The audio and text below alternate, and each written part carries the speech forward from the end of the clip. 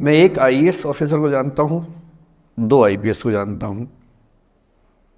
बहुत योग्य लोग, देश के सबसे अच्छे संस्थाओं से पढ़े हुए लोग, प्रॉपर आईएएस प्रॉपर आईपीएस में नौकरी करने वाले लोग, और इन तीनों ने अपना जीवन समाप्त कर लिया नौकरी में रहते हुए। क्यों? क्योंकि नौकरी और घरेलू जो दुविधाएं थी उनको झेल नहीं पा रहे थे, ना झेल पा रहे थे, ना भूल पा रहे थे। लेट गो नहीं कर पाए तो गिव अप कर दिया।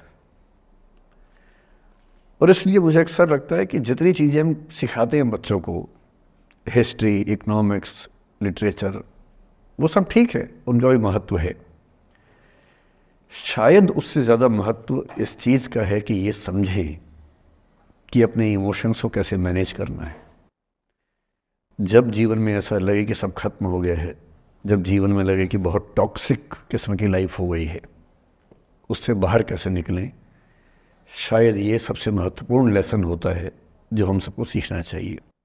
मैंने कहीं से सीखा नहीं है, ना मैंने ऐसी किताबें पढ़ी हैं। हालांकि मैंने 2 किताबें मंगवाई हैं पिछले हफ्ते, पढ़ी नहीं है अभी तक, तो मैं किताबों के बेस पे नहीं जानता कैसे सीखते हैं, लेकिन ज़िंदगी से तुम सीख सकते हैं। इन कहानियों का सबका एक ही सार है, वजह अलग अलग है।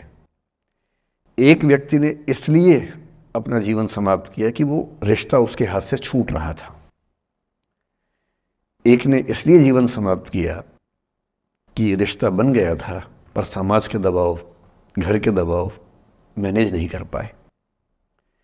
एक ने जिंदगी भर शादी नहीं की सिर्फ इसलिए कि वो पुरानी यादों को भूल नहीं पाया। अरे एक बार गलती हो गई तो हो गई, आगे तो संभावना जीवन में है भाई, क्यों इतना हावी रखना उसी दिमाग के ऊपर।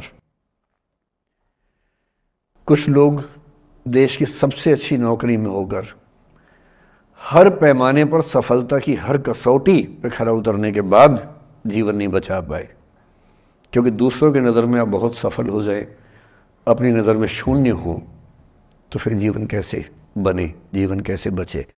इन सारी कहानियों का मूल भाव एक ही है, अगर आप खुद को हैंडल नहीं कर सकते तो दुनिया को क्या हैंडल करेंगे।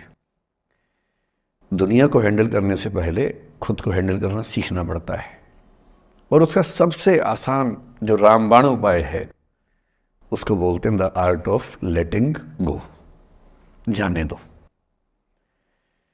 वो अफसाना जिसे अंजाम तक लाना न हो मुमकिन, उसे एक खूबसूरत मोड़ देकर छोड़ना